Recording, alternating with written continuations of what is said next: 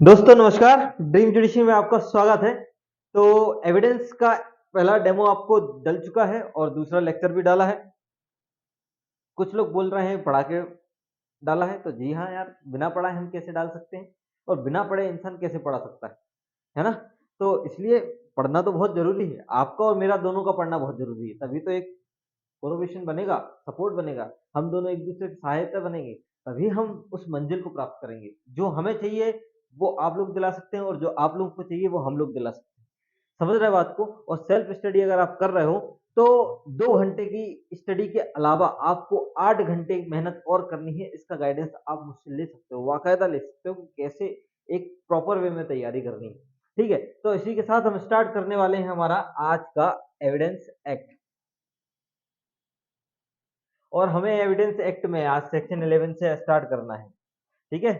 Section 10 तक हमने कल किया था, स्पीड थोड़ी-सी स्लो थी क्योंकि कल बहुत थक गया था, लेकिन अवॉइड करना इन सब चीज़ों को। आप तो कंटेंट पे ध्यान देना, अगर आपको प्रॉपर वे में लगता है, तो आप बिल्कुल उसको नोटिस कर सकते हैं, ठीक है? आज हमारा ये वाला टॉपिक, आज हम इसको वेयर एक्ट के बेसिस पे देखेंगे और फिर डायग्राम बेसिस पे, 2 तरीके से चलेंगे, तो आपका क्या हो जाएगा, एक साथ 2 बार रिवीजन हो जाएगा, हो सकता है याद भी हो जाए चीज़ें। इलस्ट्रेशन बेसिस पे अलग से मैं क्लास डालूँगा, इसके साथ नहीं चलेगा, थोड़ा बहुत एग्ज़ाम्पल के थ्रू हम चल देंगे, अगर हमें जहाँ डाउट आता है, तो उसको हम करेंगे, लेकिन करना तो है ही। चलिए आइए, बात करते हैं वे तथ्य, सेक्शन 11, वे तथ्य जो अन्यथा सुसंगत नहीं है, कब सुसंगत होंगे? वे तथ्य जो अन्यथा सुसंगत नहीं है, वे सुसंगत कब होंगे? इसके बारे में बात करता है। चलिए, आ जाइए, चलिए, ये आ गया है।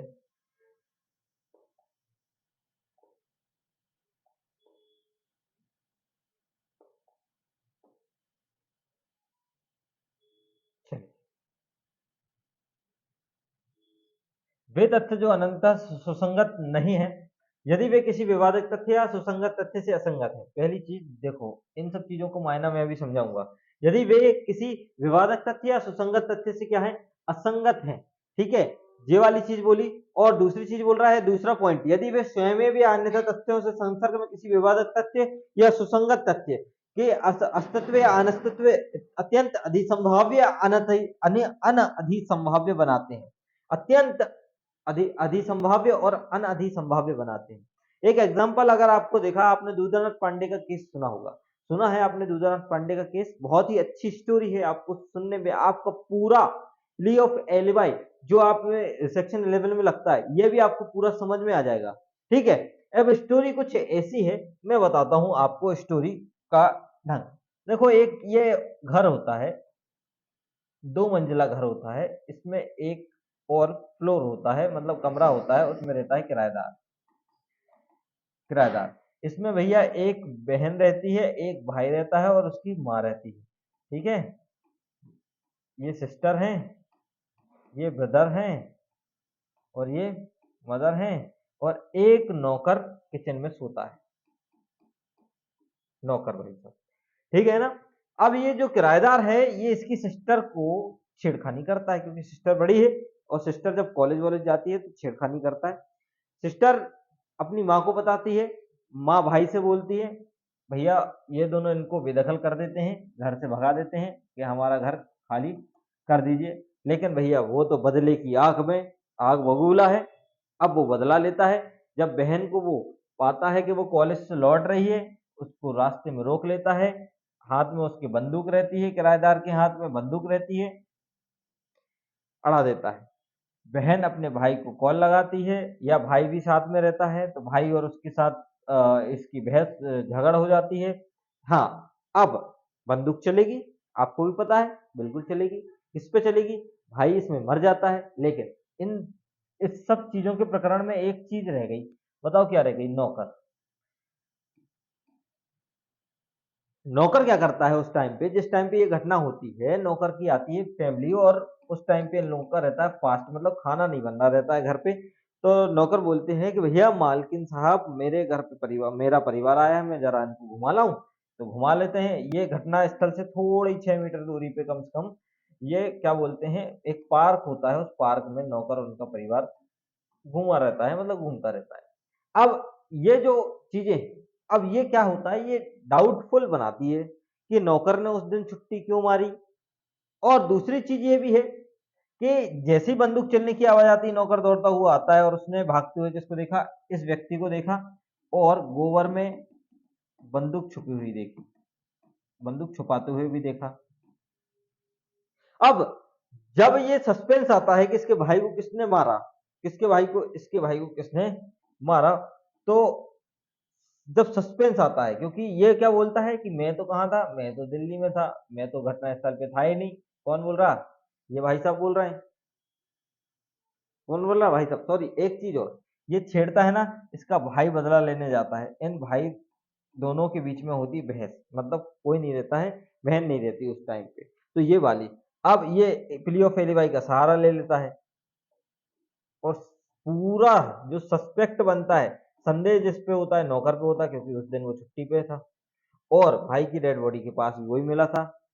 तो ये वाली जो चीजें रहती हैं कि हो सकता है वो इससे मिला हो, ऐसी वाली चीजें जो आ सकती हैं, ये वाली चीजें उसमें डाउट में थी। तो सबसे ज्यादा एग्जांपल प्ली ऑफ एलिबाई का कि घटना स्थल पे ये था, घटना स्थल पे ये था नहीं था, उसने बोला मैं दिल्ली में था।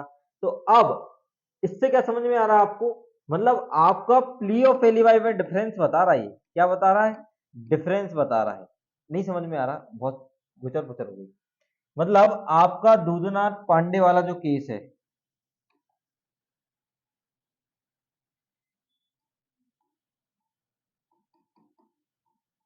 दूधनाथ पांडे वाला जो केस है ना, ये बता रहा है आपका डिफरेंस,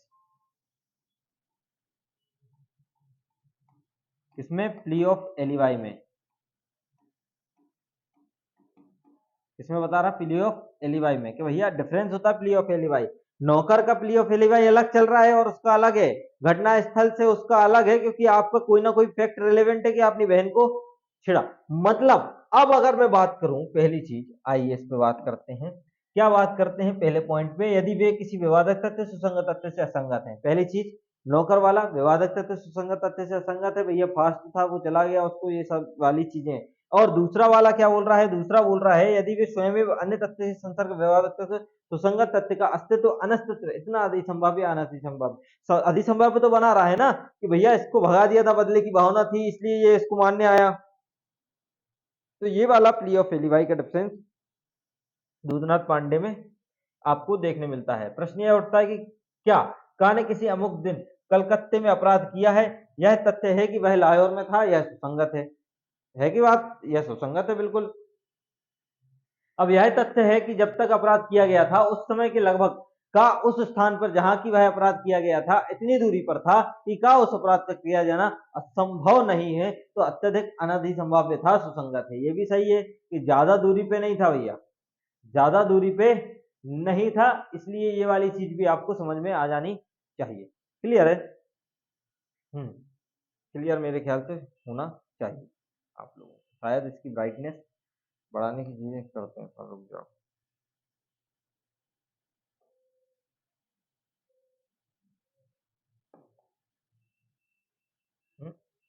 देखिए ठीक है।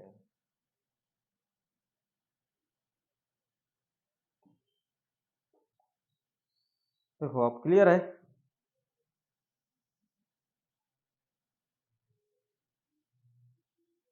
क्लियर तो है। हाँ, बात बराबर ही पड़ गई यार, रहने दो, मूव, वापस से आ जाते हैं। ठीक है, बात बराबर ही पड़ गई, कोई दिक्कत नहीं है। चल, आ गया होगा प्ली ऑफ एलियास समझ में? इसमें बिगमोर के 5 रूल आपको समझ में आ गए। बिगमोर के 5 रूल पूछ सकते हैं अगर आपसे पूछ ले तो।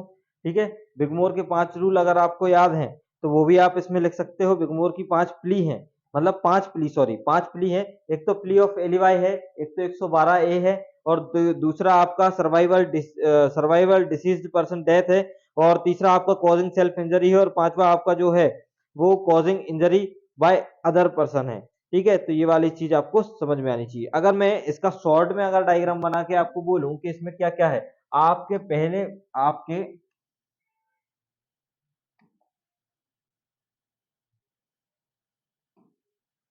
ठीक है, एक मिनट, देखो आपके सेक्शन 11 में थोड़ा आराम आराम से चल रहा है, आपको समझ में भी आना चाहिए। क्योंकि ये ऑल जुडिशरी के लिए भी काम आ जाएगा अगर जब तक अमेंड नहीं हो जाता है, इन्फोर्समेंट नहीं आ जाता है। ये किसके बारे में बात करता है आपका, प्ली ऑफ एलबी के बारे में बात करता है मेरे ख्याल से, है ना। अब ये दो चीजों के बारे में बात करता है, एक तो पैरा 1 इसका जो बोला है और एक तो सबसेक्शन 2 जो उसको बोला गया है। सबसेक्शन फर्स्ट क्या बोलता है, आप अब डायरेक्ट में देखना अपनी, है ना, मैं भी डायरेक्ट में देखता हूँ क्योंकि अगर पीडीएफ खोलूंगा तो थोड़ा सा आपको ये वाली चीज कम दिखेगी। क्या लिखा है सबसेक्शन फर्स्ट में, सबसेक्शन फर्स्ट में इनकंसिस्टेंट फैक्ट के बारे में बात करता है। मतलब जो आपके पहला बात करता है आपके इनकंसिस्टेंट फैक्ट, मतलब इनकंसिस्टेंस फैक्ट के बारे में बात करता है, असंगत तथ्य के बारे में बात करता है। किसके बारे में बात करता है, असंगत तथ्य। तो ये असंगत तथ्य रिलेवेंट फैक्ट और fact in issue, relevant fact और अगर फैक्ट इशू से संबंधित हैं तो यही वो है कि आपको क्या दर्शाएंगे, वो प्ली ऑफ एलिवाई को दर्शाएंगे। और दूसरा जो है, मतलब पहला वाला आपका क्या है, यही है प्ली ऑफ एलिवाई, लेकिन दूसरा वाला क्या है, दूसरा वाला ये वाला प्रूफ कर देता है कि वो जो रिलेवेंट फैक्ट है अगर कनेक्ट है तो वो इतना अधिसंभाव्य या अनधिसंभाव्य था उस समय पे। मतलब अगर मैं इसको लिख दूं, दूसरा बात करता है आपके नेचर के बारे में, किसके बारे में बात कर रहा है, नेचर के बारे में, कि इसका नेचर कैसा हो सकता है, ये रिलेवेंट कर सकता है या तो असंभव हो गया, मतलब अधिसंभाव्य है, अधिसंभाव्य, या तो उसके दूरी बहुत कम है तो पहुंचने की संभावना दिल्ली और मुंबई, या मतलब दूरी बहुत कम है, जैसे भोपाल और इंदौर 3 घंटे की दूरी है तो संभावना पूरी बन सकती है कि वो वहां पे उपस्थित हो सकता है। और अनधिसंभाव्य कि भैया हो ही नहीं सकता कि वो वहां पे उपस्थित हो। तो इसके बारे में वो बताता है कि ये प्ली ऑफ एलिवाई कब हम मानेंगे और कब हम असंगत मानेंगे और कब हम विसंगत मानेंगे, ये वाली चीज सुसंगत मानेंगे, ये वाली चीज आपको बताता है। ठीक है, क्लियर है, क्लियर होना चाहिए मेरे ख्याल से। और इसको अगर मैं खींचूंगा तो फिर समस्या हो जाएगी। ठीक है, मतलब there are inconsistent fact, relevant fact और there they make existence non existent of fill hide the probable और इम्प्रोबेबल। मतलब ए बी, जैसे कि अगर मैं एग्जांपल की बात करूं, है ना, कैसे एग्जांपल की बात करूं, जैसे कि ए कहाँ है, मुंबई में है, और बी का हो जाता है मर्डर, कहाँ हो जाता है, दिल्ली में मर्डर हो जाता है। ठीक है, तो इम्प्रोबेबल चीज क्या बोले कि F1 से चाकू मारा, ये सब चीजें आपको याद होनी चाहिए। ठीक, क्लियर है, एग्जांपल बता रहा था। ठीक, चलिए, तो आपको इतना याद रखना है कि प्ली ऑफ एलिवाई क्या है, और आपको ये वाली चीज याद रखना कि दूधनाथ पांडे के केस से आपको बहुत सारी चीजें, दोनों क्लॉज आपको समझ में आ गए होंगे। ठीक है, तो ये वाली चीज असंगत कब होगी, और आपकी ये वाला अधिसंभाव्य, ये जो असंगत है ये अगर अधिसंभाव्य है तो यही बन जाएगा आपका सुसंगत तथ्य बन जाएगा, रिलेवेंट कर देगा। लेकिन अनधिसंभाव्य है तो ये हमेशा क्या रखने वाला है, असंगत रहने वाला है, क्योंकि उसकी संभावना भी नहीं बैठती तो कैसे रिलेवेंट कर दोगे।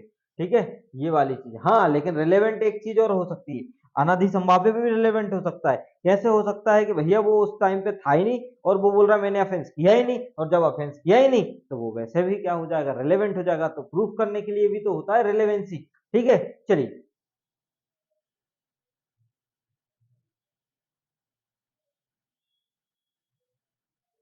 क्लियर है। ठीक है, इससे ज्यादा अगर अब आपको और करना है तो आप मेरी रेगुलर बैच में आना, तो उस पर पूरा बात करेंगे, पूरा पूरा पूरा। चलिए,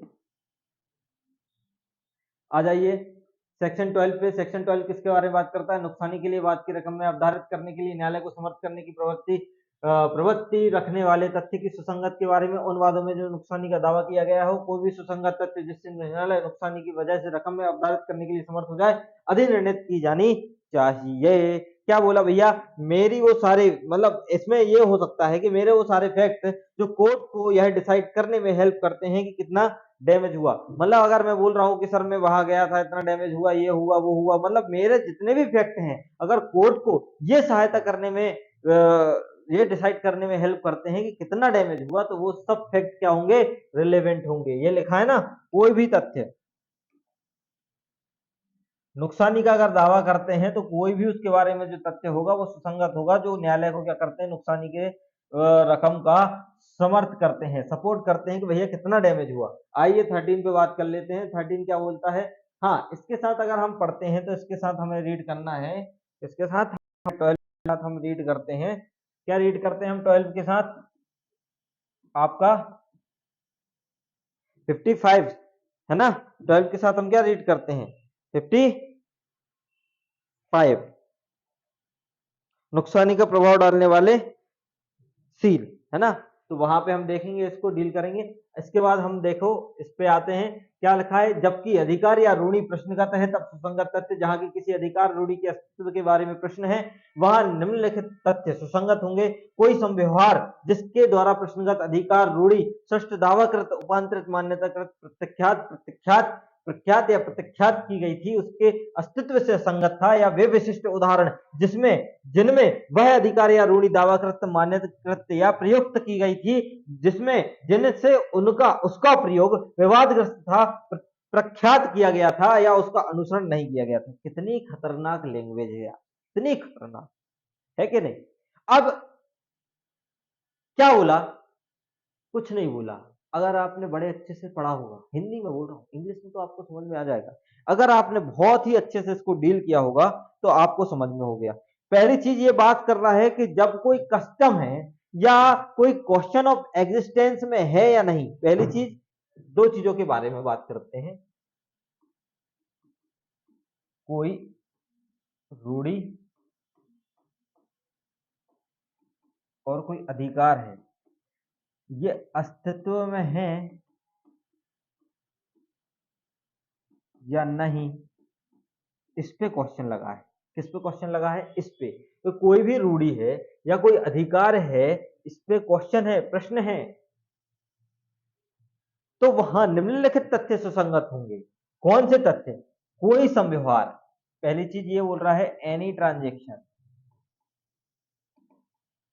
कोई संव्यवहार जिसके द्वारा प्रश्नगत अधिकार या रूढ़ि दावाकृत उपांतरित मान्यताकृत प्रख्यात प्रत्याख्यात की गई थी, उसके अस्तित्व में असंगत था। इसका मतलब क्या है? इस पूरी लाइन का मतलब ये बोल रहा है कि कब रिलेवेंट होंगे वो वाली चीज, कब रिलेवेंट होंगे? जब दो चीजों से इसको बांट देते। कैसे बांटते हैं?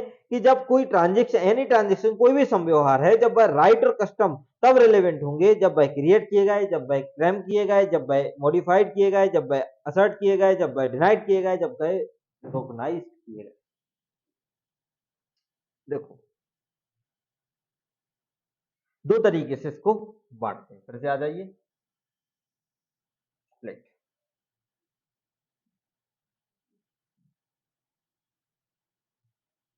क्या हो गया?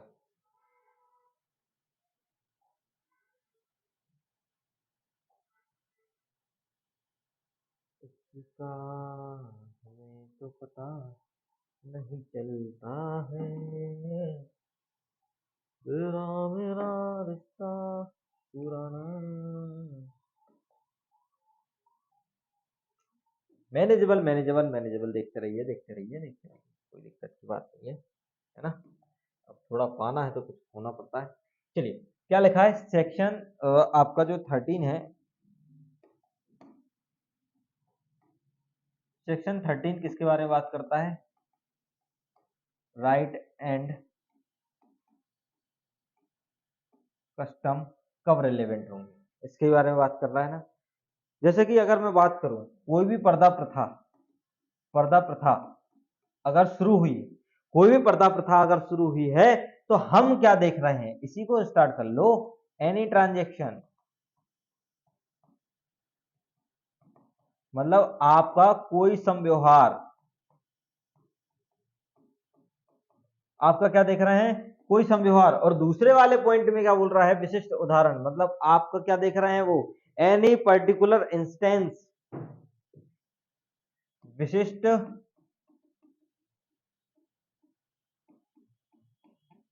उदाहरण, एनी ट्रांजेक्शन, कोई संव्यवहार है, विशिष्ट उदाहरण। तो ये क्या बोल रहा है? अगर ये पर्दा प्रथा उस टाइम पे चल रही थी, तो ये कब रिलेवेंट होगी?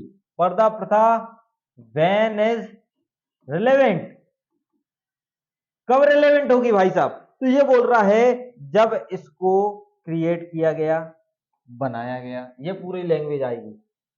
जब इसको सृष्ट किया गया, जब इसका दावाकृत किया गया, जब इसको उपांतरित किया गया, हिंदी में बोल रहा हूँ, इंग्लिश में आप लोग देखना, जब इसको मान्यताकृत किया गया, जब इसको प्रख्यात किया गया, जब इसको, ये सब चीजें जो की गई हैं, तब जाके वो क्या होगी, रिलेवेंट होगी। विशिष्ट उदाहरण पे अगर मैं आता हूं, ये तो ट्रांजैक्शन पे हो गया, अगर मैं विशिष्ट उदाहरण पे आऊं तो ये कब रिलेवेंट होगी,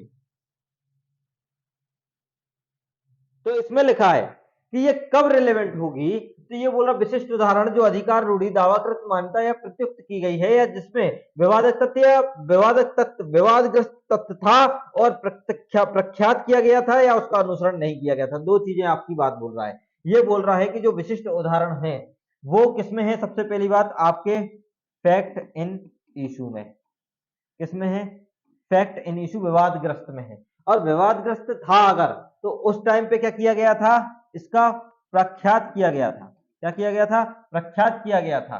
इसको क्या किया गया था, दावाकृत किया गया था। इसको क्या किया गया था, रिकॉग्नाइज किया गया था, मान्यताकृत किया गया था, मान्यताकृत किया गया था। तो ये वाली चीजें जो आपकी हैं, और लेकिन लेकिन लेकिन लेकिन लेकिन प्रख्यात तो किया गया था, लेकिन इसका क्या नहीं किया गया था, अनुसरण नहीं किया गया था। क्या नहीं किया गया था, अनुसरण नहीं किया गया था। इसका मतलब आपका कहने का मतलब क्या है सर, हमारा कहने का मतलब ये है सर कि वो राइट कब एग्जिस्ट था, जब डिस्प्यूट था। कब मना किया, तब वह खत्म हुआ। जैसे कि अगर मैं बात करूं कि यह डिस्प्यूट तब तक रहेगा जब तक वो है, तब तक नहीं, जो है ही नहीं, अब काय का डिस्प्यूट, सती प्रथा थी, अब नहीं है भैया, तो वो वाली चीज आपको समझ में आनी चाहिए। क्लियर है, चलिए फिर से हम आगे बढ़ते हैं, देन इसकी तरफ आ जाइए। आइए 14 पे बात करते हैं। सेक्शन 14 क्या बात करता है, मन या शरीर की दशा या शारीरिक संवेदना के अस्तित्व का दर्शित करने वाले तथ्य। मन की कोई भी दशा, आइए, अरे आप उस तरफ, हाँ, मन की कोई भी दशा, ठीक है, अब आपको प्रॉपर दिखेगा। मन की कोई भी दशा जिसे आशय, ज्ञान, सद्भावना, उत्पेक्षा, उतावलापन, किसी विशिष्ट व्यक्ति के प्रति वैमनस्य या सदिच्छा दर्शित करने वाले, अथवा शरीर की या शारीरिक संवेदना की किसी भी दशा का अस्तित्व दर्शित करने वाले तथ्य तब सुसंगत है, तब जब कभी ऐसी मन की स्थिति या शरीर की या शारीरिक संवेदना की किसी ऐसी दशा का अस्तित्व विवाद या सुसंगत है। इसके बारे में क्या बात बोली गई है, आइए देखो, क्षमा चाहूंगा लेकिन मजा आएगा। मजा नहीं आ रहा, मजा नहीं आ रहा, नहीं मजा नहीं आ रहा, अब आएगा मजा, चलो। हाँ, इनके एक्सप्लेनेशन पे स्टार लगाओ, यहां से खेलते हैं। जो इस नाते सुसंगत है कि वह मन की सुसंगत दशा अस्तित्व को दर्शित करता है, या उससे यह दर्शित होना चाहिए ही चाहिए कि मन की वह दशा साधारण नहीं है, अपितु प्रश्नगत है विशिष्ट विषय के बारे में, कि वह अस्तित्व में है। अब आप बोले ये क्या था, अभी समझेंगे, पहले पढ़ लो। बेयर एक्ट की लैंग्वेज मेंस के लिए जितनी ज्यादा रीड करोगे ना, मेंस में आपका हाथ उतना जमेगा इन लैंग्वेज पे और आपको वर्डिंग समझ में आएगी। क्लियर है, चलिए। किंतु जब किसी अपराध के अभियुक्त व्यक्ति के विचारण में इस धारा के अर्थ के अंतर्गत उस अभियुक्त द्वारा किसी अपराध का कभी पहले किया जाना सुसंगत हो, तब ऐसे व्यक्ति की पूर्व दोष सिद्धि भी सुसंगत होगी। अब ये क्या है, देखो क्या है, सीधी सीधी बात, आपको तीन चीजों पे इसमें बात करी जा रही है, आपके स्टेट ऑफ माइंड पे, बॉडी और बॉडीली फीलिंग पे। किस पे बात करी जा रही है, स्टेट ऑफ माइंड पे, बॉडीली और बॉडीली फीलिंग पे। ये बोल रहा है fact showing the existence to state of mind, उस टाइम पे जो एग्जिस्टेंस बताता है, अस्तित्व को बताता है, उस टाइम पे बॉडी, बॉडी की feeling, fact with the show off state of mind, induction, मतलब आपका इंटेंशन, इंडेक्शन बोल रहा हूँ, इंटेंशन, नॉलेज, है ना, जो मेलाफाइड इंटेंशन आपका है, इलविल है, गुडविल है ना, गुड फेथ है, रेशनेस है, बॉडीली फीलिंग है, ये सब क्या होगी, रिलेवेंट होगी उस कंडीशन पे। ठीक है, उस कंडीशन पे क्या होगी भाई साहब, ये रिलेवेंट होगी। अब आप पूछोगे कि सर ये तो मुझे समझ में नहीं आया है, तो इस पे हम बात करेंगे अभी, है ना? क्या इंटरेस्ट से पढ़ा रहा हूँ आपको, अगर मज़ा आए तो लाइक ज़रूर करना, और अगर नहीं भी आए तो देखना ज़रूर और बताना मुझे, है ना? दोनों चीज़ों पे अपन बात करते हैं, ऐसी बात नहीं है ना? अब एक्सप्लेनेशन 1 क्या होता है? सीधी-सीधी बात पर्टिकुलर क्वेश्चन पे बात करता है, ठीक है? जनरल चीज़ों पे बात नहीं करता है, और जब आपका इस पे एक्सप्लेनेशन 2 है, ये जनरल बात करता है। क्लियर बात है। चलिए, इसको थोड़ा-सा अपन डील करते हैं, अपना स्प्लिट करके। ऐसा नहीं, मज़ा नहीं आता। मज़ा नहीं आता है, मेहनत हो तो तबीयत से हो, नहीं तो बिल्कुल ना हो। कोशिश कोशिश ही है जो यहाँ तक लाती है। रोज रात को प्लेटफॉर्म पे हमारे ड्रीम जुडिशरी के, या आप लोग तारीफ करते हो, कई लोगों का फोन आता है और अच्छी तारीफ करते हो, ऐसी नहीं है। मजा आता है सुनने में कि सर अच्छा पढ़ा रहे हैं, अच्छा पढ़ा रहे हैं तो और करते हैं मेहनत, ठीक है? और बार बार यही बोल रहा हूँ कि हम एक स्कूल चला रहे हैं। स्कूल मतलब सीधी सीधी बात ये है कि आपको 5-6 घंटे हम यहीं बैठा देते हैं। सुपर 20 चलाता हूँ मैं, 20 स्टूडेंट से ज़्यादा ना मेरी क्लास में आएंगे ना मैं लेता हूँ। ऑनलाइन प्लेटफॉर्म तैयार करने के मूड में हूँ, तो आप लोगों का अगर सपोर्ट मिला तो बहुत शानदार ऑनलाइन प्लेटफॉर्म तैयार करूंगा। और यूट्यूब पे तो मैं हिंदी के लिए कर ही रहा हूँ, धीरे धीरे धीरे धीरे, जैसे जैसे मुझ पे होता जा रहा है मैं वैसे वैसे करते जा रहा हूँ। नोट्स बनने स्टार्ट हो गए हैं, लेकिन क्या है, ऐसे बनते नहीं है, मुझे बैठना पड़ता है, क्योंकि भाई साहब ने जो हमारे हैं उन्होंने लॉ पढ़ा नहीं है, तो मुझे बताना पड़ता है कि सर ऐसा ये वाली चीज़ यहाँ पे रखिए, ये वाली चीज़, तो थोड़ा-सा उसमें समय लगेगा। आपको ज़रूर वो मिलेगा हमारे टेलीग्राम चैनल पे, ड्रीम जुडिशरी टेलीग्राम चैनल है, आप उसको फ़ॉलो कर लीजिए। लेकिन मुझे चलाना ज़्यादा नहीं आता ना, तो वो यूट्यूब में मैं डिस्क्रिप्शन में वो लिंक नहीं डाल पाता हूँ। तो कोई अगर है, कोई विद्वान जो हमें देख रहा है, वो हमें बता दे कि सर ऐसी लिंक डाली जाती है, तो हम वो भी कर देंगे, ठीक है? अब आप ये मत बोलना, देखो सच्चाई बोलता हूँ मैं, सच्चाई, और सच्चाई पे ही टिका हूँ। झूठा-वूठा कुछ नहीं है हमारे यहाँ। सच्चाई है, मैंने बोल दिया मुझे नहीं आता तो मैंने नहीं आता। जो आता है तो वो आपके सामने। मुझे जो आता है वो उसमें परफेक्टनेस और लाने की कोशिश करता हूँ। आपको जो आता है आप मुझे सजेस्ट करिए कि इस तरीके से जो चीज़ें रहें, तो एक मेल-मिलाप चलेगा और साथ में चलेंगे ना, क्या दिक्कत है? चलिए 14, ये 14 भी सेम इसी तरीके की बात कर रहा है। क्या बात कर रहा है? मन और शरीर की दशा और शारीरिक संवेदना का अस्तित्व दर्शित करने वाले तत्व। सीधी-सीधी बात। ये तो सीधी बात कर रहा है एक्जिस्टेंस के बारे में सर। किसके बारे में बात कर रहा है? अस्तित्व के बारे में, कि ये 3 चीज़ें आपकी जो हैं, एक तो आपका शरीर, एक तो आपका शारीरिक संवेदनाएँ, बॉडीली फीलिंग, शारीरिक संवेदनाएँ, और एक आपका क्या जा रहा है शारीरिक संवेदना के अलावा, ये आपका जाता है मन की दशा। इसको बोला जाता है स्टेट ऑफ माइंड। अब इसको बाँट दिया इनने, क्योंकि मन की दशा में आपका गुड फेथ दिख जाएगा, आपका इल विल दिख जाएगा, आपका नेग्लिजेंस दिख जाएगा, आपका, और नेग्लिजेंस मतलब जो आपका, जो इसमें इतने सारे वर्ड लिखे हैं, सद्भाव, उपेक्षा, उतावलापन दिख जाएगा। सॉरी, मैं इंग्लिश में लिख दिया, ठीक है? किसी के प्रति वैमनस्य दिख जाएगा, सदिच्छा दिख जाएगी। ये सब चीजें आपकी किसमें दिख जाएगी? मन की दशा में दिख जाएगी।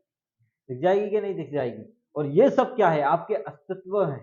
क्या है? ये सब आपके अस्तित्व में है, तो ये सब चीजें क्या होंगी उस टाइम पे? रिलेवेंट होंगी। ज्यादा टाइम वेस्ट ना करते हुए मैं एक्सप्लेनेशन 1 पे आते हैं डायरेक्ट। एक्सप्लेनेशन 1 क्या बोलता है?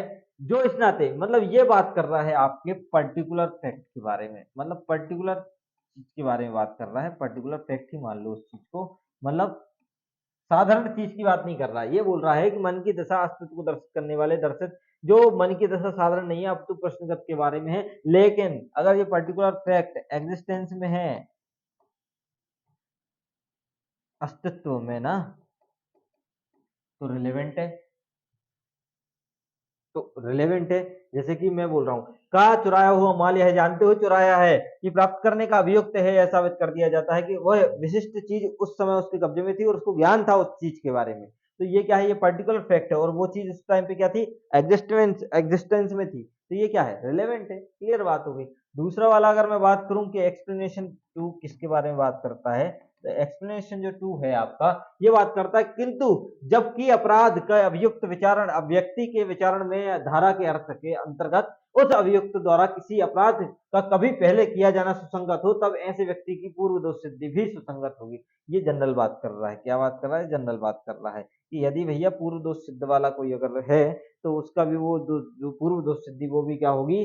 विचारण में है। मान के चलो वो पहले बार अपराध कर दिया उसने और दोबारा फिर अपराध किया, तो जो पूर्व दोष सिद्धि है ना वो क्या हो जाएगी? यहाँ पे रिलेवेंट हो जाएगी। क्लियर है? चलिए इसका छोटा पूरा आ जाइए वापस।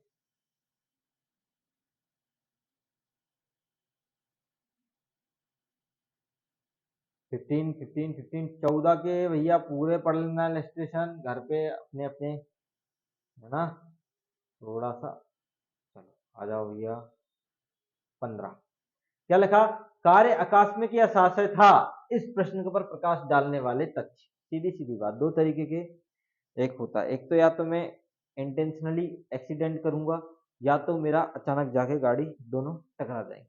दोनों रिलेवेंट हो सकते हैं, बिल्कुल हो सकते हैं, इसी के बारे में ये बात कर रहा है। जबकि यह प्रश्न है कि आकस्मिक कार्य या आशय था या विशिष्ट ज्ञान या विशिष्ट आशय से किया गया था, तो यह तथ्य ऐसा कार्य जो समरूपता घटनाओं की आवली का भाग था, जिसमें हर एक घटना के साथ वह कार्य करने वाला व्यक्ति क्या था? संपृक्त था, सुसंगत होगा। क्लियर बात है ना? इसको समझाने की जरूरत क्या है यार? कुछ है क्या? श्रीदेवी की मौत के बारे में सुना है? उनकी डेड बॉडी बाथरूम में पाई गई थी, यहाँ की हड्डी टूटी हुई थी, अगर न्यूज सुनी हो। लेकिन उसको क्या माना? डेथ माना। अब ये आकस्मिक भी हो सकती है या किसी साथी भी मारा जा सकता है। तो ये दोनों जो बातें कही गई ये क्या थी? रिलेवेंट थी उस टाइम पे, और उस टाइम पे इन्वेस्टिगेशन भी चली थी। ये वाली चीजें तो ये आपको पता होना चाहिए। ठीक है? मतलब अगर मैं क्लियर बात करूं, कैसे? अगर मैं एक्सीडेंट की बात करूं या इंटेंशन की बात करूं, सॉरी, अगर मैं इंटेंशन की बात करूं, किसकी बात करूं?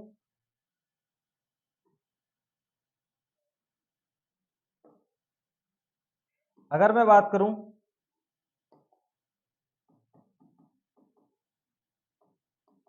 इंटेंशन के बारे में, तो इंटेंशन हमारा प्रूफ हो सकता है सीरीज ऑफ एक्ट से।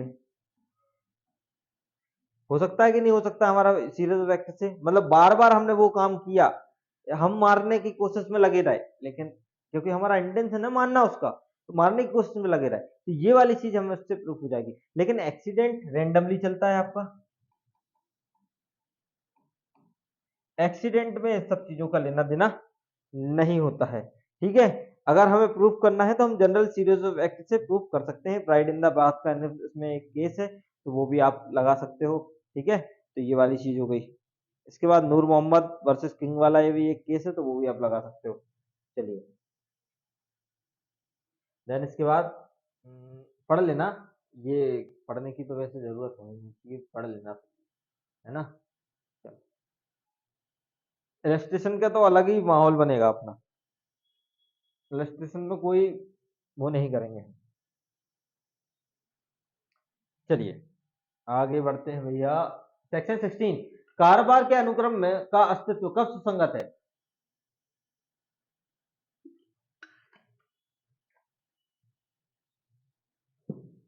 कारोबार के अनुक्रम का अस्तित्व कब सुसंगत है? यदि प्रश्न है कि क्या विशिष्ट कार्य किया गया है कारोबार के किसी अनुक्रम का अस्तित्व जिसके बारे में कोई वैसे यार, अब आपको क्या ही समझाए इसमें, समझ लो, नॉर्मल सी चीज है। ये दुकान है, इस दुकान में एक भाई साहब बैठते हैं, ये वाले, इनका डेली का काम है एंट्री करना। क्या करना? और एक दिन मतलब 90% ये काम करते हैं और एक दिन ने एंट्री करना उसकी भूल जाते हैं, तो ये माना जाएगा कि वो भी हुआ है। मतलब वो वाली चीज क्या हो जाएगी इसमें? संभाव्यता, कार्य संभाव्यता किया जाता है, जिसके अनुसार वह कार्य अनुक्रम का अस्तित्व है। डेली करना है एंट्री, तो डेली करना है, प्रेजेंट लगती है क्लास में, प्रेजेंट लगती है क्लास में, डेली करना है, जिसके अनुसार वह कार्य संभाव्यता किया जाना, यह तथ्य सुसंगत है कि आया होगा यार, आया होगा। एंट्री नहीं हुई तो क्या हुआ? आया होगा ना। तो ये वाली चीज क्या है? रिलेवेंट हो जाती है उस टाइम पे। चलो आगे बढ़ जाए। ये प्रश्न यह उठता है कि क्या एक विशिष्ट पत्रकार को मिला वे तथ्य यह सम्यक अनुक्रम में डाक में डाला गया था, यह कि पुनः प्रेषण केंद्र में नहीं लौटाया गया था, ये भी सुसंगत है ना। उसको मिला, नहीं डाला गया था, पुनः उसको मिला, तो ये सब चीजें क्या हो जाएंगी, इसमें सुसंगत हो जाएंगी। ब्राइटनेस बढ़ाने की जरूरत है क्या, या आप लोग अगर मैसेज में बताना तो मैं इसका थोड़ा सा कर दूंगा, है ना। बाकी आपको पढ़ने में आना चाहिए चीजें।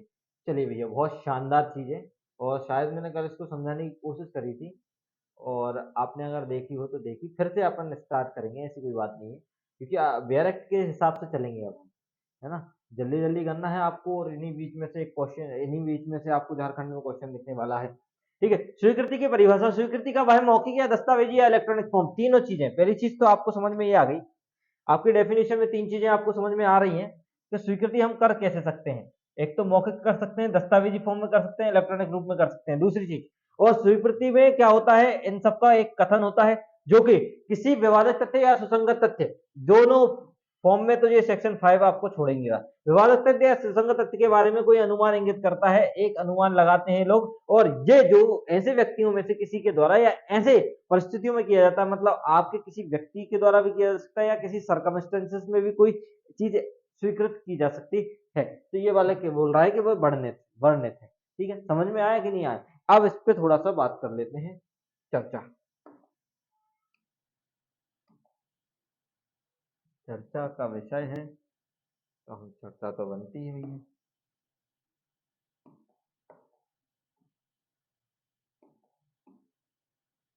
इसका विषय है, चर्चा का विषय है, तो थोड़ी बहुत चर्चा बननी तो चाहिए, ठीक है नहीं। चर्चा, चलिए, सेक्शन 17। अब एडमिशन कहाँ से कहाँ तक आपका दिया गया है, ये एडमिशन स्वीकृति वगैरह, अगर मैं टोटल एक्यूरेट बताऊं आपको, तो 17 से लेके हमारा 23 तक ये आपका स्वीकृति देखने हमें मिल जाता है। ठीक है, अब पहली चीज, अगर आपको तोड़ दें इसको कि भैया आपका सेक्शन 17 क्या बात करता है, तो सेक्शन 17 बात करता है आपका एडमिशन 3 तरीके से किया जा रहा है। एक तो आपका ओरल है, एक तो आपका रिटर्न है, एक तो आपका इलेक्ट्रॉनिक फॉर्म में है।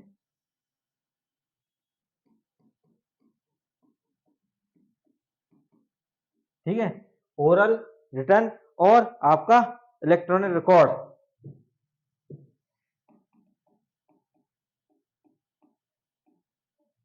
ठीक है, ओरल, रिटर्न, इलेक्ट्रॉनिक रिकॉर्ड। ठीक है, जो जो आपका इसमें और क्या लिखा है, इसमें लिखा है कि जो आपका फैक्ट एंड इशू और जो रेलेवेंट फैक्ट है, every confession are is admissible, but every admissible are not confession. ठीक है, इस पे बाद में बात करेंगे, पहले तो अभी हमें ये समझना है कि टाइप ऑफ एडमिशन कितने होते हैं। एक तो फॉर्मल एडमिशन होता है, इनफॉर्मल एडमिशन होता है, एडमिशन बाय कंडक्ट होता है। ठीक है, मतलब अगर मैं बात करूं टाइप ऑफ एडमिशन पे, तो दो होते हैं, एक तो होता है फॉर्मल, दूसरा होता है इनफॉर्मल, और तीसरा होता है कंडक्ट। फॉर्मल, इनफॉर्मल और कंडक्ट। तो फॉर्मल के बारे में क्या बोल रहा है, formal admission, it is the judicial admission जो कोर्ट के सामने होता है, फॉर्मल होता है। इनफॉर्मल होता है जो फ्रेंड्स फैमिली के सामने होता है, और कंडक्ट वो होता है जो आप कंडक्ट पुलिस आई और आप भाग गए, इस तरीके का जो होता है वो एडमिशबल होता है। मतलब ये किसके सामने होता है, ये कोर्ट के सामने होता है, ये किसके सामने होता है, आपकी फैमिली के सामने, और ये किसके, फैमिली फ्रेंड वगैरह जो भी हैं आपके, और ये किसके सामने, कंडक्ट दर्शाता है, मतलब जैसे कि पुलिस आई और आप भागे,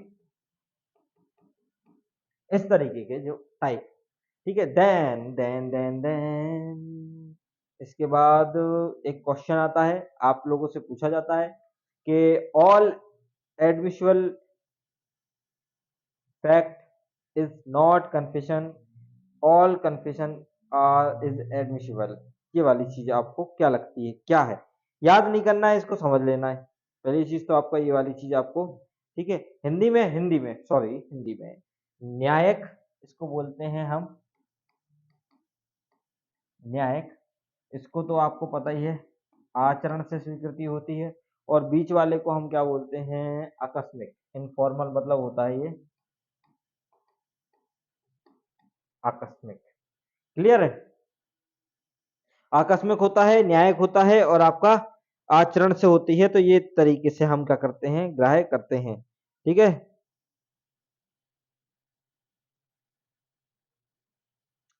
ठीक है।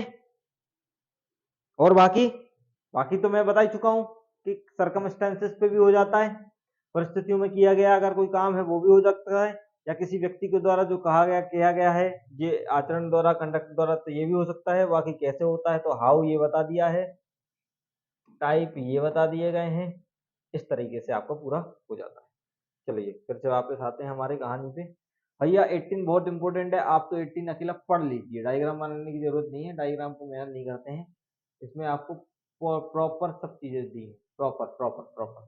क्या लिखा है, स्वीकृति कार्यवाही के पक्षकार या उसके अभिकर्ता द्वारा की जाए। अब ये बोल रहा है स्वीकृति किसके द्वारा की जानी चाहिए, तो वास्तविकता सही है यार, स्वीकृति किसके द्वारा की करोगे आप, स्वीकृति कार्रवाई के पक्षकारों के द्वारा करोगे ना।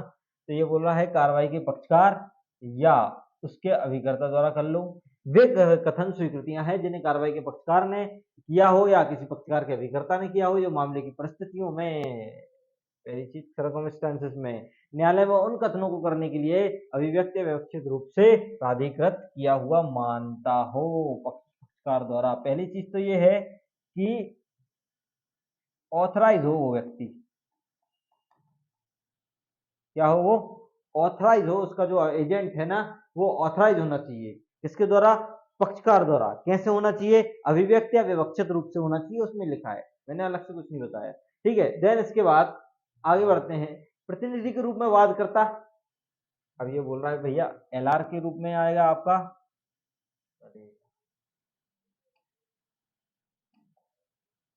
इसमें यही दिक्कत है, व्हाइट बोर्ड बढ़िया था मेरा, तो फटाफट फटाफट बनाते जाओ, आप लोगों का रिवीजन होता। हाँ, इसमें एक चीज है कि डायरेक्ट मैं पढ़ता था, आप लोग सुनते थे, अब आपके सामने है, आप लोग भी इस पे रीड करोगे, हम भी रीड कर रहे हैं, मजा आ रहा है, कोई दिक्कत की बात ही नहीं है। मतलब प्रतिनिधि के रूप में वादकर्ता द्वारा वाद के ऐसे पक्षकारों द्वारा या प्रतिनिधि की हैसियत से वाद ला रहे हो या जिन पर प्रतिनिधि की हैसियत से ऊपर वाद लाया जा सकता है।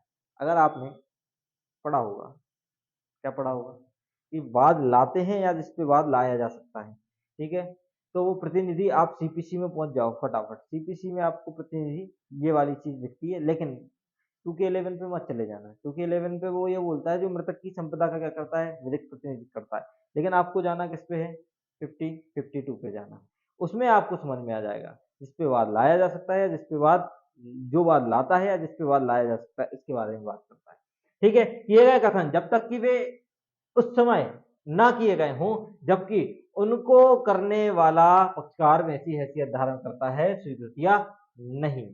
अब ये खेल गया थोड़ा सा, क्या खेला, वाद के पक्षकारों द्वारा प्रतिनिधि की हैसियत से वाद ला रहे हों, पहली चीज ये वाद ला रहे हों या जिन पर वाद लाया जा रहा हो, और इनके द्वारा कोई स्टेटमेंट है, वे जब तक उस समय ना किए गए हों, उस समय पे ना किए गए हों जबकि उनको करने वाला पक्षकार वैसी हैसियत धारण नहीं कर सकता, मतलब सीधी बात ऑथराइज नहीं है, कनेक्टिविटी है ना, ऑथेंटिकेट नहीं है, वो ऑथराइज नहीं कर दिया जाता जब तक उस हैसियत से, या तो कोर्ट द्वारा उसको एलान नहीं माना जाता तब तक। ठीक है, चलिए अब ये बोल रहा है कि ये जो कथन है ये स्वीकृत कब होंगे, यही बोल रहा ना, कथन स्वीकृत हैं कब, आ जाओ, कब स्वीकृत मानेंगे, हम स्वीकृत कब मानेंगे, हम स्वीकृत तब मानेंगे जब हितबद्ध पक्षकार, विषय वस्तु में हितबद्ध पक्षकार द्वारा ऐसे व्यक्तियों द्वारा किए गए हो जो कार्रवाई की विषय वस्तु में संपत्ति या धन संबंधी है, संपत्ति या धन संबंधी, सीपीसी याद आ गई। दो तरीके के इंटरेस्ट, एक तो पद संबंधी और एक तो धन संबंधी, संपत्ति संबंधी, ये दोनों आपको वहां पे। तो इसमें ये बोलता है कि ये राइट होता है आपका, जब हम सेक्शन 9 जब पढ़ते हैं, जो सिविल सूट राइज करता है तो इन दो चीजों के राइट पे बढ़ता है। कि या तो पद संबंधी अधिकार का वायलेशन होता है या संपत्ति संबंधी अधिकार का। तो ये बोल रहा है कि अगर उसमें इंटरेस्ट है इनका, जो इस प्रकार हितवत व्यक्ति की हैसियत में जो कथन है, तो वो क्या होंगे, रिलेवेंट हो जाएंगे, एडमिसिबल हो जाएंगे। क्लियर बात है, एडमिट हो जाएंगे। उस व्यक्ति द्वारा जिससे हित व्युत्पन्न होता है, ऐसे व्यक्ति द्वारा किए गए हैं जो वाद के पक्षकार का वाद की विषय वस्तु में अपना हित व्युत्पन्न हुआ है। यदि वे कथन करते हैं तो उन्हें करने वाले व्यक्ति हित चालू रखते। पहली कंडीशन लग गई ना, ये आपका प्री का क्वेश्चन निकल सकता है यहाँ पे। कैसा लग सकता है यहाँ पे? ये बोल रहा है कि अगर वो स्टेटमेंट दिए है ना, तो उस दौरान दिए हैं जब हित चालू है। हित चालू रहने के बाद नहीं, हित चालू रहने के पहले नहीं, हित चालू रहना चाहिए तब तब तब तब तभी होगा। मर गया और फिर एलआर आया, नहीं, हित चालू रहने के दौरान आओ। हित चालू है, इंटरेस्ट चालू है, तभी आओ। ठीक है, ये वाली बात। चलिए इसके बाद हो गया ना। मतलब अगर मैं बोलूं कौन कौन व्यक्ति आ सकता है जो एडमिसिबल स्वीकृत कर सकते हैं, तो आपके पॉइंट यहाँ से तैयार हो गए। कितने तैयार हो गए? उधर से ले लेते हैं, स्प्लिट करने की जरूरत नहीं है, इससे आप करना। एक तो हो गया आपका पक्षकार, दूसरा हो गया उसका अभिकर्ता। अभिकर्ता ऑथेंटिकेट होना चाहिए, प्रतिनिधि होना चाहिए, दूसरा हितबद्ध पक्षकार होना चाहिए, तीसरा हितबद्ध होना चाहिए। तो ये वाली चीज आपके प्री में पूछी जाती है, तो आप याद रखना। ठीक है, एक तो हो गया पक्षकार, दूसरा हो गया उसके अभिकर्ता, तीसरा हो गया लीगल रिप्रेजेंटेटिव, चौथा हो गया आपके हितबद्ध पक्षकार, और हित से व्युत्पन्न जो होता है वो, लेकिन चालू रहने के दौरान। ठीक है, ये वाली चीज क्लियर है। चलो आगे बढ़ते हैं। 19 भी अपने आप में बहुत महत्वपूर्ण सेक्शन है। ये बोल रहा है उन व्यक्तियों द्वारा स्वीकृतियां जिनकी स्थिति वाद के पक्षकार के विरुद्ध साबित की जानी चाहिए, वे कथन जो उन व्यक्तियों द्वारा किए गए हैं जिनकी वाद के किसी पक्षकार के विरुद्ध स्थिति या दायित्व साबित करना आवश्यक है, स्वीकृतियां हैं। ये तो वही वाली बात हो गई, हमने पैसा लिया था इनसे और हमारा इंटरेस्ट बन गया उनके साथ। देखिए ये आपको बहुत अच्छा एग्जाम्पल यहाँ पे देखने मिलेगा। वे कथन जो उन व्यक्तियों द्वारा किए गए हैं, पहली चीज उन व्यक्तियों द्वारा किए गए हैं और जिनकी वाद के किसी पक्षकार के विरुद्ध स्थिति या दायित्व साबित करना आवश्यक है, और स्वीकृतियां हैं। जिनकी वाद के किसी पक्षकार की स्थिति या दायित्व साबित करना आवश्यक है, पहली चीज। एक स्टेटमेंट है जो व्यक्तियों ने किए हैं जिसमें वाद के पक्षकार की स्थिति या दायित्व करना आवश्यक है, स्वीकृत किया है, एडमिसिबल है। यदि एडमिसिबल है, यदि ऐसे कथन ऐसे व्यक्तियों द्वारा या उन पर लाए गए ऐसी स्थिति में, सर्कमस्टेंसेस में, या ऐसे दायित्व के संबंध में है जो व्यक्तियों के विरुद्ध सुसंगत होते, यदि वे उस समय किए गए होते, तो जबकि उन्हें करने वाला व्यक्ति ऐसी स्थिति, मतलब सीधी सीधी बात, ये बात करता है पोजीशन की।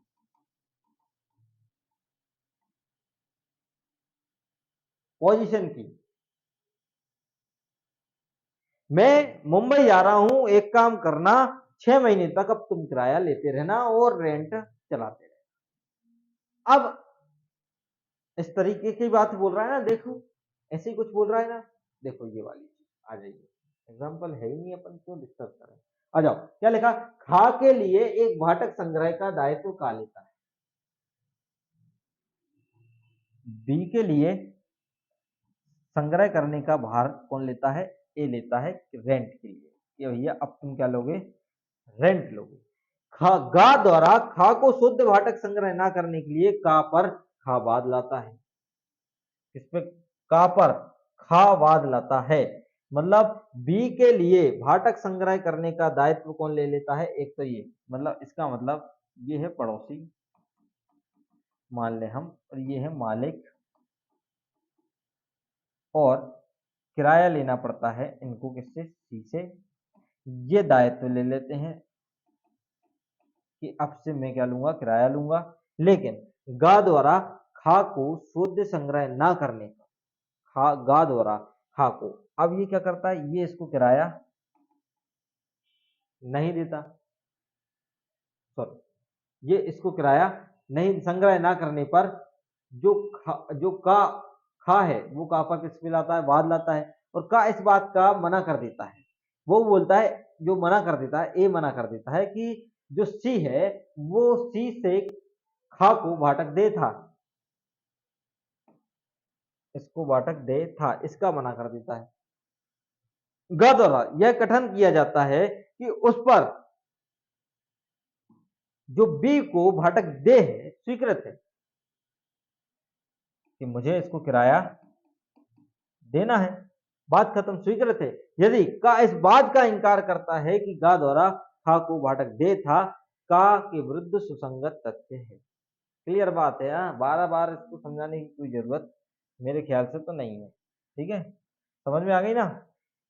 अरे इनने बोला मैं तुम्हारे ब्याह पे किराया ले लूंगा, सी को जो रेंट देना था वो किसको देना था, इसको देना था, लेकिन वो नहीं देता है, इस पे ये केस ला देता है, ये बोलता है कि नहीं इसको कोई किराया नहीं देना है, इसको इससे कोई किराया नहीं देना है, वो बोलता है नहीं मुझे इनका किराया देना है, इस पे इसके विरुद्ध इन दोनों की स्टेटमेंट, इसका जो स्टेटमेंट है वो क्या हो गया, इसके विरुद्ध सुसंगत तथ्य हो गया ना। बिल्कुल बिल्कुल हो गया, बिल्कुल हो गया। मतलब इनका डिस्प्यूट राइज हुआ यहाँ पे।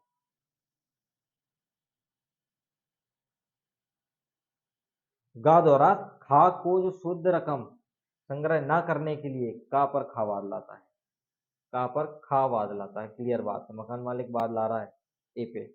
ठीक है, चलिए ज्यादा डीप में नहीं घुसते हैं, इसको आराम से समझते हैं। समझ में आ गया ना। चलिए नेक्स्ट टॉपिक हमारा, मतलब नेक्स्ट क्या है, मतलब खुद की पोजीशन बता रहा है वो तो, क्लियर बात है, और क्वेश्चन ऑफ फैक्ट है। ठीक है, तो खुद की पोजीशन देख रहा है वो तो, खुद की पोजीशन मतलब ये जो आपका सी है ना, सी खुद की पोजीशन देख रहा है उस टाइम पे।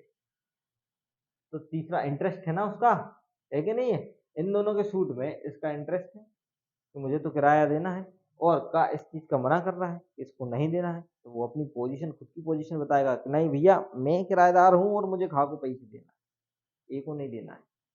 ठीक है, चलो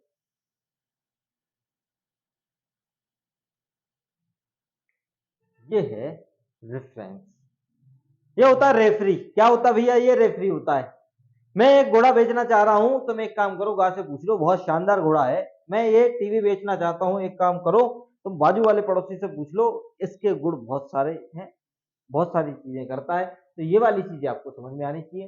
क्या बोला, बाद के पक्षकार द्वारा व्यक्त रूप से, अभिव्यक्त रूप से, व्यवस्थित रूप से नहीं, अभिव्यक्त रूप से वृद्धनिष्ठ व्यक्तियों द्वारा स्वीकृति है वे कथन जो व्यक्तियों द्वारा किए गए हैं, जिनको वाद के किसी पक्षकार के किसी विवादग्रस्त विषय के संबंध में जानकारी के लिए अभिव्यक्त रूप से वृद्धनिष्ठ किया गया है, स्वीकृत है। घोड़ा अच्छा है, उससे पूछ लो भैया, ज्यादा समझाने की जरूरत नहीं है मुझे इस वाले टॉपिक पे।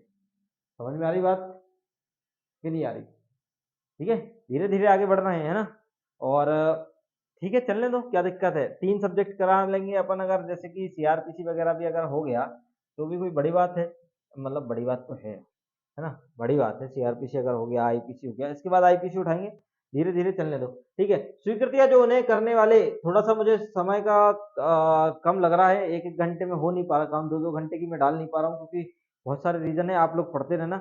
अगर एविडेंस और आईपीसी भी हो गई तो सीआरपीसी का मेरे पास पड़ा है लेक्चर, पहले से मैंने लेक्चर भी डाले हैं, वो भी देखना। डिजिटल बोर्ड नहीं है तो क्या नहीं है, मेहनत नहीं कर सकते क्या आप, मेहनत करना है आपको। डिजिटल बोर्ड के अलावा भी मैंने बहुत सारी चीजें आपको, सीआरपीसी तो मैंने पूरी डाल के रखी है। आईपीसी की गारंटी है कि आईपीसी हो जाएगी, जब तक एग्जाम आएगा तो ये आपका एविडेंस और आईपीसी दोनों हो जाएगी। ठीक है, और जो छत्तीसगढ़ में भी काम आ जाएगा आपका, और झारखंड में भी काम आ जाएगा, तो दोनों स्टेट की आप तैयारी करते रहना, कोई दिक्कत की बात है नहीं। चेंज होगा तो कंपैरिजन मेथड से इसको भी हम कर लेंगे कवर। ठीक है, और चीजें के बारे में अभी बात करते हैं।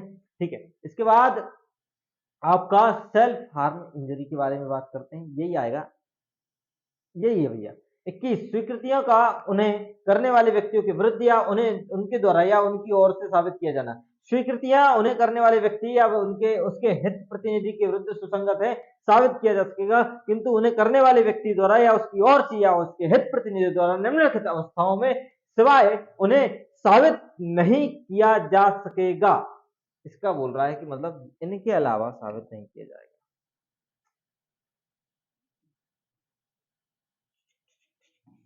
ये दोनों आपको इंपोर्टेंट है। ठीक है, डील डील करते हैं, डील करते हैं, डील करते हैं भैया, डील करते हैं। आ जाइए, इसको मैंने इंडेक्स में बनाया था, तो अपन इंडेक्स के तौर पे डील करते हैं। किस ब्लैक वर्सेस टाई का केस आपको अगर याद है तो वो भी आपको बता देंगे, मतलब 20 में बताऊंगा, इसमें नहीं है भैया, नहीं तो बोलो कि सर क्या है ये। ठीक है, क्या लिखा है इंग्लिश में? Proof of admission against the person making them and bye there the behalf admission आपके फेवर में यूज नहीं होगा, आपके अगेंस्ट यूज होगा। क्लियर बात है। इसका इसका मीनिंग ये है कि स्वीकृतियां करने वाले व्यक्ति के विरुद्ध या उनके द्वारा उनकी ओर से साबित किया जाना, मतलब ये फेवर के लिए नहीं है। ये किसके लिए नहीं बना है? ये फेवर के लिए नहीं बना है, ये बना है अगेंस्ट के लिए।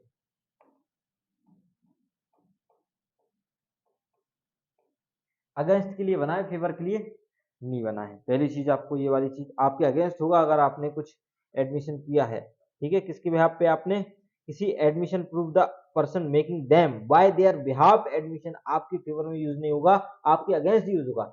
एडमिशन कब रिलेवेंट होगा इस वाली चीज पर बात करना है, ठीक है। मे बी प्रूव्ड अगेंस्ट जो डायरेक्टर जो आपके रिप्रेजेंटेटिव इंटरेस्ट है या who make them but he can not be prove by person who make मेरे बिहाफ पर भी क्या हो सकता है, ये रिप्रेजेंट भी नहीं करेंगे। मतलब इसका मीनिंग अब मैं आपको क्लियर बताता हूं। देखो इसमें अगर हम जाते हैं, इसके जो जो आपके जो दो पॉइंट हैं ये एक्सेप्शन को दर्शा रहे हैं, और पहला जो आपका ये बोल रहा है कि ए और बी, इसको तो एक तरीके से अपन अलग अंदाज में थोड़ा सा डील करते हैं इसको, ठीक है।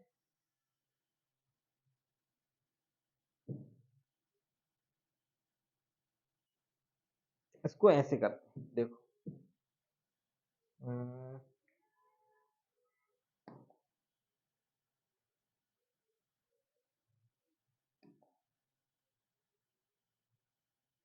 चलिए आइए तोड़ दो। ये बोल रहा है स्वीकृतियां उन्हें करने वाले व्यक्तियों के विरुद्ध या उनके द्वारा या उनकी ओर से साबित किया जाना।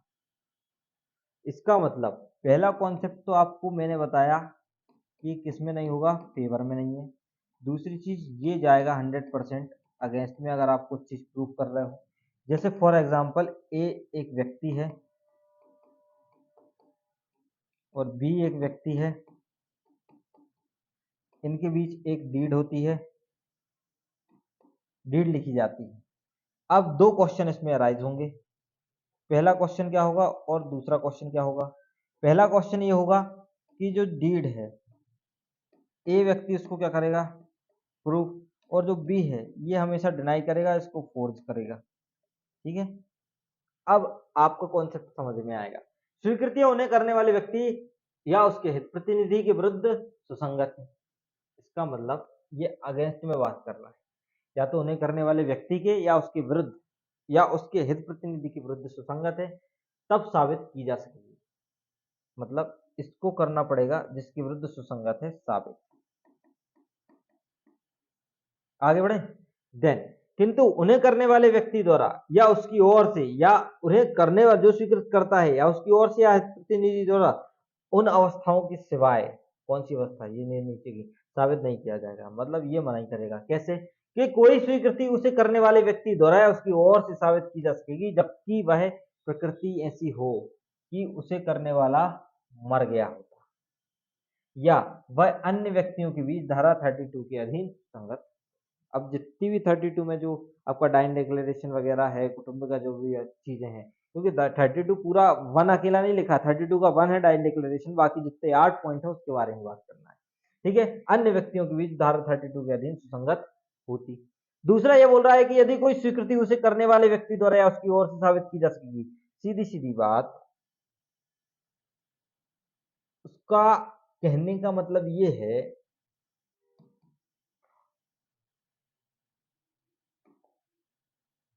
आपको देखो जितना मैं क्लियर करने की कोशिश कर सकता हूं मैं कर रहा हूं, ठीक है। इसका मीनिंग ये है कि ये अगेंस्ट में क्या चलेगी, प्रूव्ड मानेंगे हम तो, जिसके अगेंस्ट चलना है तो उसको साबित की जा सकेगी, ठीक है, जो उसे कर रहा है, लेकिन दो कंडीशन में एक्सेप्शन है। एक्सेप्शन है, हम उसको साबित तभी मानेंगे जबकि वह उसे करने वाला मर गया या 32 में। दूसरी चीज ये बोल रहा है यदि स्वीकृत करने वाला उसे करने वाला व्यक्ति है उसकी ओर से साबित की जा तब साबित की जा सकेगी जब मन की, शरीर की सुसंगत या विवादक तथ्य की दशा के अस्तित्व का ऐसा कथन जो उस समय या उसके भाग पर या उसके लगभग किया गया था जब वह मन की शरीर की दिशा विद्यमान थी, मतलब एग्जिस्टेंस में था, एग्जिस्टेंस में थी वो स्टेटमेंट जब वो थी, या उसके आचरण के था, या उसकी असत्यता को अनधिसंभाव्य कर देता है कि वो झूठ तो बोल ही नहीं सकता, वो तो भक्त है, वो कैसे झूठ बोल लेगा। उस टाइम पे वो भक्ति करता था, वह अपने मन की दशा से जो उस टाइम पे एग्जिस्टेंस थी वो भक्ति करता था, वो तो झूठ बोल ही नहीं सकता, इसलिए हम साबित मानेंगे। समझ गए? डायरेक्ट डिक्लेरेशन मरने के पहले बोल के गया तो हम साबित मानेंगे। अब तो क्लियर हो गया होगा एटलीस्ट। ठीक है, चलो आगे बढ़ते हैं। वैसे अच्छा खासा टाइम ले लेता हूँ मैं आप लोगों को समझाने के लिए, ऐसा नहीं है जल्दबाजी में काम कर रहा हूँ। यदि आपको इसके अलावा भी मतलब अगर देखा जाए कि चल रहा है, ठीक है। अब 22 क्या बोल रहा है, दस्तावेजों के अंतर्गत अंतर वस्तु के बारे में मौखिक स्वीकृतियां कब सुसंगत होगी। तो भैया मौखिक स्वीकृतियां कब सुसंगत होगी आपकी, क्या बोल रहा है, कोई भी डॉक्यूमेंट जिसका जो मौखिक स्वीकृति है वो क्या दे सकेगा, एडमिशन मतलब आपका ओरल एडमिशन दे सकेगा। देखो जनरल रूल ये तो है, जनरल रूल ये है कि कोई भी डॉक्यूमेंट का, कोई भी दस्तावेज के अंतर्वस्तु के बारे में, जनरल रूल तो ये है कि कोई भी दस्तावेज के अंतर्वस्तु के बारे में मौखिक साक्ष्य नहीं दिया जाएगा। नो, ये तो जनरल है। क्या है ये, जनरल है। तो फिर ये क्या है, ये रिलेवेंट कैसे हो गया, पढ़ लेते हैं, आ जाइए। किसी दस्तावेज के अंतर्वस्तु के बारे में मौखिक स्वीकृतियां सुसंगत नहीं होती, जनरल रूल हो गया। यदि जब तक कि उन्हें साबित करने वाले प्रस्तावना करने वाला पक्षकार यह दर्शित ना कर दे, इसको तो रीजन देना पड़ेगा। जो प्रपोज कर रहा है, प्रस्तावना कर रहा है, उसको रीजन देना पड़ेगा कि भैया ऐसे दस्तावेज के अंतर्वस्तु की द्वितीय साक्ष्य देने के लिए प्रस्ताव दिए गए नियमों के अधीन वह हकदार है, मतलब आपका 65 द्वितीय साक्ष्य दिए गए नियमों के जितनी भी आपकी लिस्ट दी है वो वाली चीज 60, जब तक कि कोई असली होना प्रश्नगत ना हो जाए कि भैया ये सेकेंडरी दे रहा है, ये सेकेंडरी दे रहा है, और उसको बोले सर उसके पास है, तो ये वाली चीज अगर आपको समझ में आ रही तो बिल्कुल बिल्कुल मतलब इसके साथ हम डील कर सकते हैं। आपके सेकेंडरी एविडेंस का पार्ट, डॉक्यूमेंट वाले एविडेंस का पार्ट हम इसके साथ डील कर सकते हैं, जिसमें ओरल एविडेंस दिया जा सकता है, और ओरल एविडेंस को वर्जित किया जाता है 91 एक्सेप्शन के तौर पे देखे जाते हैं। चलिए आ जाएंगे, आ जाइए। 22 का ए क्या बोलता है, इलेक्ट्रॉनिक अभिलेखों के अंतर्वस्तु के बारे में मौखिक साक्ष्य स्वीकृतियां कब सुसंगत होती हैं। किसी इलेक्ट्रॉनिक अभिलेख के अंतर्वस्तु के बारे में मौखिक स्वीकृतियां तब तक सुसंगत नहीं होती हैं तब तक कि पेश किए गए इलेक्ट्रॉनिक अभिलेख का असली होना प्रश्नगत नहीं है। अब इसमें क्या है समझा दूं आपको, किसी इलेक्ट्रॉनिक अभिलेख की अंतर्वस्तु के बारे में अगर किसी ने भैया मौखिक साक्ष्य दे दिया है तो तब तक सुसंगत नहीं होगा जब तक कि इलेक्ट्रॉनिक अभिलेख का असली होना प्रश्नगत ना हो। अब क्या समझा दूं इसमें, है कि नहीं, इलेक्ट्रॉनिक रिकॉर्ड के मामले में ओरल एविडेंस दे सकते हैं, ठीक है, यदि क्वेश्चन हो तो, क्वेश्चन नहीं है तो नहीं। क्लियर बात है, ऊपर वाला समझ में आ गया था। उसमें भी यही बोल रहा है कि भैया सेकेंडरी एविडेंस कब देंगे हम, सेकेंडरी एविडेंस जो आपका 65 है और 63 जो हम बोलते हैं इसको, ठीक है, जब क्वेश्चन है उस पर कि भैया ये फर्जी है वगैरह तो हम क्या दे सकते हैं, दे सकते हैं। ठीक है, चलिए ओरल एविडेंस दे सकते हैं। क्या बोला, सिविल मामलों के बारे में स्वीकृतियां कब सुसंगत होंगी। चलिए सिविल मामलों के बारे में स्वीकृतियां कब सुसंगत होंगी, सिविल मामलों के बारे में स्वीकृतियां सुसंगत नहीं है यदि वह या तो इस अभिव्यक्त शर्त पर की गई है कि उसका साक्ष्य नहीं दिया जाएगा, या ऐसी परिस्थितियों में के अधीन की गई है जिसमें न्यायालय यह अनुमान कर सकेगा कि पक्षकार इस बात पर परस्पर सहमत हो गए हैं कि उसका साक्ष्य नहीं दिया जाएगा। तो ये सिविल मामलों की स्वीकृतियां, और सिविल मामलों की स्वीकृतियों में हम इसके साथ क्या पढ़ते हैं, 52 भी पढ़ लेते हैं शायद, है ना, 52 है ना, एक बार क्रॉस चेक कर लेता हूँ, एक मिनट। हाँ 52 है, ठीक है, ये 52 है, इसके साथ हमें 52 क्या करना है, डील करना है। तो ये बोल रहा है इसके बारे में, तो ये क्या बोल रहा है, पहली चीज तो ये है कि आपका जो सिविल मामले में है, ये सिविल मामले में स्वीकृतियां कब सुसंगत होगी, कब होगी, तो ये बोल रहा है इस शर्त पर कि डिस्प्यूट होना कि लगता है कि भैया ये नेगेटिव है, कॉम्प्रोमाइज होना चाहिए, तो एडमिसिबल नहीं होगी। इसका उद्देश्य ये है कि भैया जुडिशियल, एक्स्ट्रा जुडिशियल, ये सब चीजें इसके बारे में बात करी गई। चलो हटाइए इसके, ये आपका ये जो चीज है ना, ये मेरी इंडेक्स है। इसमें कुछ कुछ चीजें ऐसी लिख देता हूँ कि थोड़ा सा मैं कंफ्यूज हो जाता हूँ फिर, क्योंकि इतने से 5 पन्ने, कितने 5 6 कितने, हाँ ऐसे ऐसे आप लोग भी बनाना, लेकिन साफ सुथरा बनाना। मेरा तो थोड़ा सा गंदा हो गया और बहुत 2 साल का हो गया ये तो। ठीक है, तो आप लोग थोड़ा सा सही बनाना और मुझसे पूछ लेना कैसे बनाना। ठीक है, तो ये बना लोगे ना तो इसमें बहुत सारी चीजें डन हो जाती हैं अपनी, और आपको कोई काम ऐसा करना नहीं पड़ता। ठीक है, तो admission in civil case relevant कब रिलेवेंट होगा? यदि पार्टी ने एक दूसरे के ऊपर कंडीशन लगा दी, तब भाई दोनों एक दूसरे के खिलाफ एविडेंस नहीं देंगे। ठीक है, तो ये एक्सप्रेस कंडीशन हो गई कि नहीं हो गई? ये एक्सप्रेस कंडीशन है भैया। ठीक है, देन दूसरा ये बोल रहा है कि जहां कोर्ट को दिख रहा है कि पार्टी पहले से डील करके आए हैं, बाहर डील कर लिया, कॉम्प्रोमाइज, वही मैं बोल रहा हूँ, एक्स्ट्रा एक्स्ट्रा जुडिशियल कन्फ्यूजन, वो क्या बोलते हैं उसको, छोड़ो याद है, वो क्या बोलते हैं उसको, कि आप क्या करते हैं, एक्स्ट्रा जुडिशियल, जो आप कॉम्प्रोमाइज करके आते हो, है ना, गैर मतलब न्यायालय के बाहर जो आप करके आते हो, ठीक, डील करके आए हैं, कि वह बाहर से मामला सेट है, तो कोर्ट का टाइम खराब करने क्यों आए हैं, तो रिलेवेंट नहीं करेगा। क्लियर बात हो गई? क्लियर है ना? दो चीजों पे बात कर लेता है इस पे। आ जाओ, उसको समझा देता हूँ थोड़ा सा। थोड़ा सा इंग्लिश में, हिंदी की अपेक्षा इंग्लिश में थोड़ी सुविधा हो जाती है, क्योंकि वर्डिंग थोड़ा कैच कर लेते हैं ना, इसलिए थोड़ा सा इंग्लिश में रीड करना पड़ता है। चलो, जबकि हिंदी अच्छी है। सिविल सूट ये बोल रहा है कब रिलेवेंट होंगे और कब रिलेवेंट नहीं होंगे। ये सीधी बोल रहा है कोर्ट के बाहर मामला सेट है,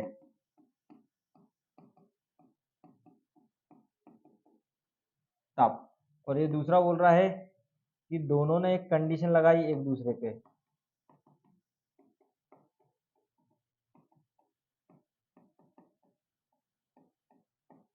तब ये रिलेवेंट हो जाएगा। आइए इसको देख लेते हैं, एक बार पढ़ के भी तो देख लो आप लोग, समझ में आया कि चल क्या रहा।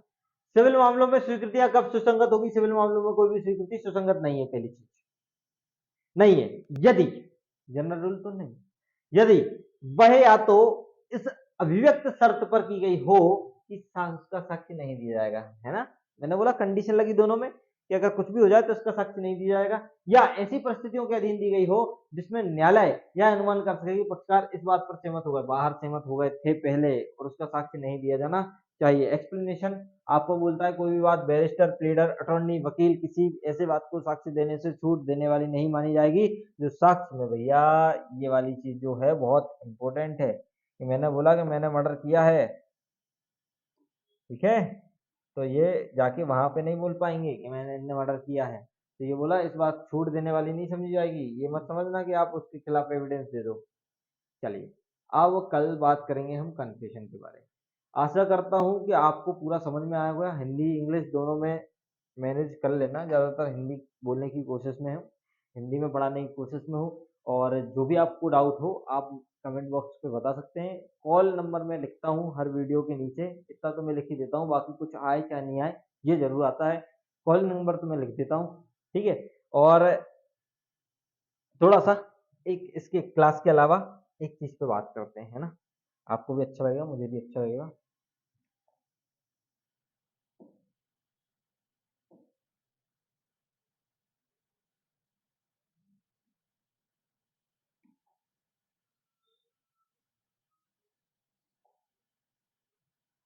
देखो,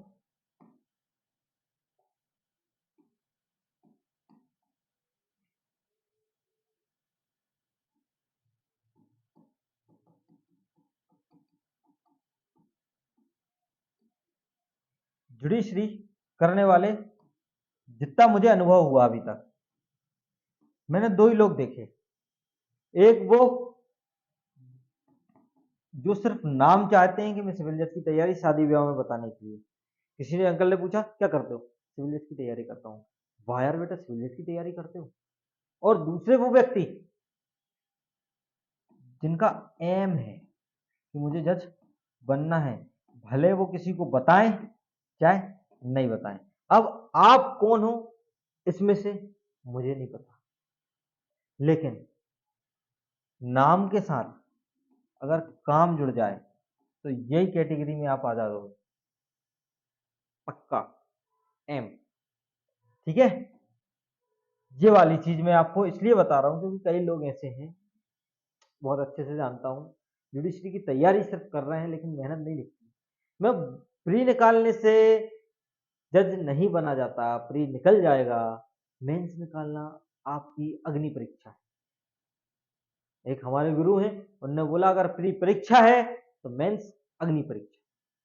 और इंटरव्यू तो आपका बचपन से लेके अभी तक का जितना भी सफर तय हुआ है ना, वो आपका इंटरव्यू होता है, ऐसा नहीं होता। आप कब पैदा हुए, आपके पैदा होने के टाइम पे क्या क्या चीजें हुई वो आपसे पूछी जाएंगी, आपके नाम का मीनिंग पूछा जाएगा, आपकी हॉबी पूछी जाएगी। अब मेरी हॉबी तो बहुत सारी है, मैं कंफ्यूजन नहीं रहता हूँ आपकी हॉबी, मतलब आपकी जो भी होंगी, मेरी तो बहुत हॉबी, पढ़ाना ही हॉबी होगी इसमें। दूसरा, डांसिंग भी हॉबी मेरी, एक्टिंग भी हॉबी मेरी, तो बहुत सारी एक चीजें मेरी हॉबी में चली जाती हैं। मैं उसमें ही कंफ्यूज रहता हूँ, कोई एक सिलेक्ट करना है, मैं अपनी एक सेलेक्ट नहीं कर पा रहा हूँ। और बच्चों से मैं बोलता हूँ कोई एक सेलेक्ट कर लो, तो वो अपनी हॉबी बनाने में लगे रहते हैं। अरे यार, हॉबी भी बनाने की चीज़ है क्या? हॉबी तो आपको बचपन से आनी चाहिए, जो चीज़ आप बचपन से पसंद करते हो ना वही आपकी हॉबी है, बात खत्म हो गई। अब उसमें सोचना नहीं है। दूसरा क्वेश्चन ये बनता है, आप सिविल जज क्यों बनना चाहते हो? अब इसका कोई आंसर आपके पास है क्या? आप सिविल जज क्यों बनना चाहते हो? पैसे कमाने के लिए सिविल जज बनना चाहते हो? नहीं भैया, न्याय करने के लिए। तो न्याय आपके बस की बात नहीं है, न्याय ऊपर वाला करता है, हम सिर्फ सहारा देते हैं जो हमारे पास, क्योंकि व्यक्ति तो झूठ बोल देता है ना, हम उसके झूठे स्टेटमेंट पे कैसे न्याय करेंगे? साक्ष्य किसी के पास होता है नहीं होता। जैसे कल ही के दिन मेरे पास एक केस आया।